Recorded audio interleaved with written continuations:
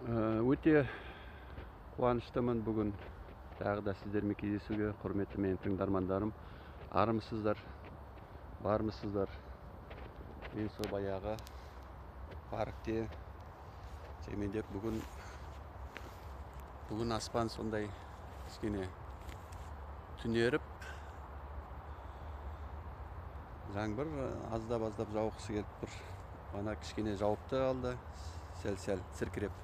Сол енді көптен кездесе алмай қалдық. Себебі мен қазір көбірек бір орыс тілінде де жүргізіп жатырмын осындай әңгімелерді. Сондықтан кішкене іркіліс болып қалды. Кешірім сұраймын. Енді екі тілде жүргізгендіктен соның несі бар, сондай бір моменттері, сәттері, уақыт біраз алады. Сондықтан енді кішкене кідіріс болды сол себепті. Енді ары қарай жалғастырсақ, мен енді өзім өмірімді осы мына ұзақ өмір сүруге арнап жатқан адамын. Ұзақ өмір сүруге өзім біріншіден ұзақ өмір сүру үшін барлық іс-әрекеттерді қолдануға жағдай жасап жатырмын. Және солы өзім үйренгендерімді, өзімнің игергендерімді халықпен бөліскім келеді. Соның ішінде осы біздің қазақ халқымен бөлісіп, біздің жапондардан немесе тағы басқа бір ұзақ өмір сүретін халықтардың қатарына жататын тағы да халықтар бар, әртүрлі, немесе бір сондай бір аймақтар жер бетінде. Оны көгілдір аймақтар деп айтайды ғалымдар. Сондай көгілдір аймақтарда адамдар ұзақ өмір сүреді. Соның бір көгілдір аймақтың бір Жапонияда, Окинава аралында әсіресе, соның ішінде 100-ге жеткендер, 100-ден асқандар саны өте көп. Жалпы халыққа шаққанда. Бәрі сондай деп ешкім айта алмайды, бірақ мысалы 100 мың адамға ең көбі сол жерде. 100 мың адамға мысалға 100-ге жетіп, 100-ден асқан адамдардың саны ең көп. Сондай тұрғыда бұл есептелінеді. Бізде ондай не жоқ жағдай. Бізде сол 70-тің ар жақ бер жағы ол өзі шек. Сондықтан бұны өзгертуге болады әбден. Және ол үшін экологияда емес, тамақ ішу, не тамақ, не ішіп, не қойғаныңда емес, табиғатта емес, географиялық жағдайда емес. Оның бәрі әрине өзінің рөлін ойнайды, бірақ соншалықты маңызды емес. Сондай кәдімгі түпкілікті шешуші рөл ойнайды деп айтуға болмайды ешқандай. Ең бірінші шешуші рөлді ойнайтыны біздің күйіміз, ішкі жан жағдайымыз, жанымызда не болып жатыр, ішімізде, жүрегімізде не болып жатыр, қандай күйде өмір сүреміз, өнеме стресста жүреміз бе, уайым қайғыда, немесе бір бұрынғы мен, немесе болашақпен өмір сүріп жүрсек, онда әрине өнеме стрессте боласың. Стрессте болу деген сөз сол өмірді қысқарту ең бірінші жол сол. Сондықтан сенің күйің өте жайдары, көңілді, өмірге деген сондай жақсы немен жүрсең, көзқараспен және көтеріңкі көңілмен, сол кезде ғана сен ұзақ өмір сүруге бір табан жақынсың деп айтуға болады. Ең біріншісі сенің күйің. Күйің болғанда сол көтеріңкі күйің болу керек. Көтеріңкі, өте сондай көңілді, өте ашық, жайдары жағдайда жүрсең, онда сен ұзақ өмір сүруге жақсы не жасағаның, жасап жүргенің, жақсы жағдай. Сол ең біріншісі. Содан кейін барып басқа нелер қосылады, факторлар. Соның ішінде тамақ ішу мәдениеті бар, дем алу. Біз дем алуды да дұрыс білмейміз негізі адамдар. Ол тек қазаққа байланысты емес, жалпы адамдар дұрыс дем ала алмайды. жаратушының жасаған несімен демалу әдісінен бұзылып кеткен біздікі. Жаңа туған нәрестелер жақсы демалады, жақсы қозғалады. Біздер өскен сайын, адамның қатарына қосылған сайын демалыс да өзгереді, қозғалу да өзгереді, бәрі өзгереді, және көзқарас та әрине өзгереді екі бастан. Сондықтан соның бәрі қосылып келгенде біз ұзақ өмір сүруге жарамаймыз. Енді бұрын 40-50 жыл болды, қазір 70-ке жетті, 70-тің ортасына барып қалды, орташа өмір сүру. Ол енді жақсы, бірақ дегенмен ол өте аз. Оның көбі медицинаның арқасында адамдар өсіп жатыр, және техниканың дамуының арқасында өсіп жатыр адамның өмірі.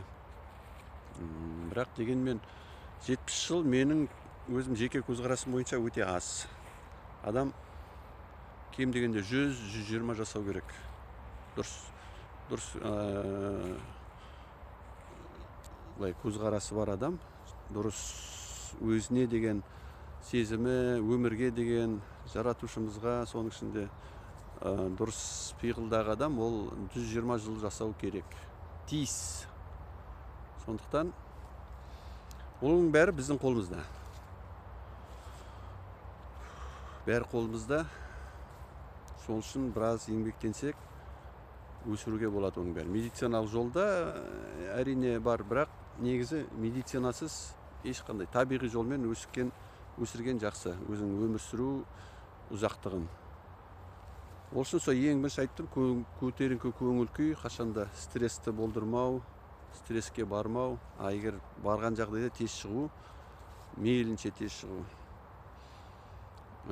демалуды үйрену, қозғалу, физикалық тұрғыда қозғалу керек. Адамдар қазір көп отырады, өте көп отырады, жатады. Соның ішінде отырыс көп. Отырған сайын, сен көп отырған сайын қан айналымы бұзылады, қан айналымы бұзылғасын зат алмасы бұзылады.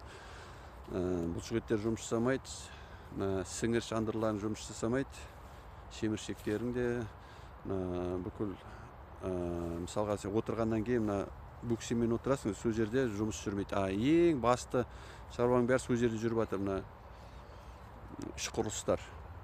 Ол қозғалмағандықтан, қан дұрыс айналмағандықтан оның бәрі бұзыла бастайды. Режимінен бәрі бұзылып, жыл өткен сайын ол 50-ге барғанда уже бірталай шаруаны бітіріп тастайсың соның. Жамандық жағынан денсаулықты қатты бұзасың. Көбірек жүріп, көбірек соны бөксені жерге тигізбей, жер деген орындықты да жер деймін, диван да жер, бәрі жер.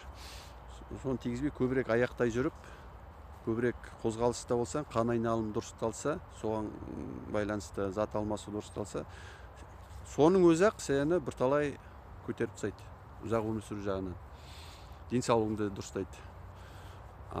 Негізі былай ғалымдардың есептеуі бойынша қазіргі былай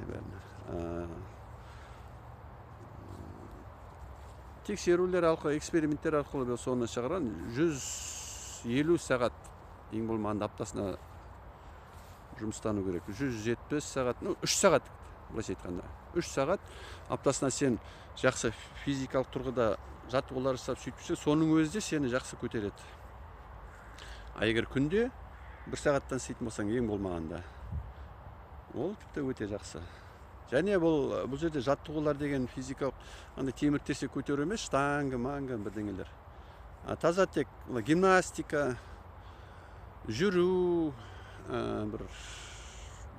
бұлшықеттеріңді, буындарыңды бұрау, созу сияқты сондай жаттығулар негізі.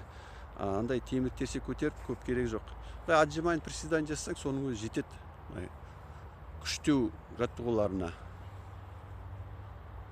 Сондықтан физикалық қозғалыс өте керек. Ол өте маңызды.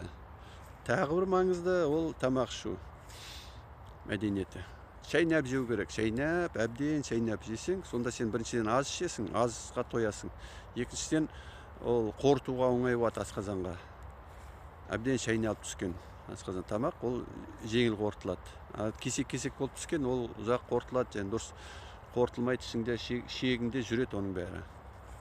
Бос тек масыл болып.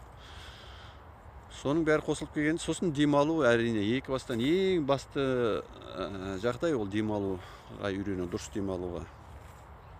Бүкіл өкпені ашып, Ол үшін тағы арнайы жаттығулар бар. Оны біртіндеп мен осы өзім нелерімді, әңгімелерімді жазып жүрмін. Бірақ енді тағы да жазамыз. Өйткені ол аз, тағы да керек. Сондай жаттығуларды жазса, демалу, дұрыс демалуды үйреніп алса, сосын және соны өмірде қолданса, соның өзі өте көп сұрақтар шешеді ұзақ өмір жөнінен, денсаулық жөнінен. Біздің басты мақсат, былайша айтқанда, дәрігерлерге жүгінбей, медицинаға бармай, өзің шешу сұрақтарыңды. Денің сау болу, ауырмау емес, денің сау болуға, денсаулығыңды күту. Ешқандай дәрі-дәрмексіз, ешқандай медицинасыз, өзің табиғи жолмен денсаулығыңды күтуіңе болады, әбден болады. Бәрі өзіміздің қолымызда. Сосын ой, бізге өзі қайда дейтіндер, ол ешқайда болады. Қандай жағдайда болсаң да, қандай қазір күйде болсаң да, дұрыстауға болады. Ең бастысы, әйтеуір аяқ қолың бәрі бүтін болу керек қой. Бірдеңе сылып алып тастамаған болса, бәрін болады түзеуге. Қандай күйде болсаң да қазір. Ниет керек, ынта керек сенен. Болды. Шын мәнінде ниет, шын мәнінде ынтаң болса, соны жасайтын, соны жігерің болса, соны жүзеге асыратын болды. Басқасының бәрі қолда тұрған нәрсе. Ең басты осы солар. Ынта, ниет, жігер. Соны жасайтын. Сонда бәрінде жасау, бәріне де жетуге болады. Ал әзірше осы бүгінше жетеді. Тағы да кездескенше қош сау болыңыздар.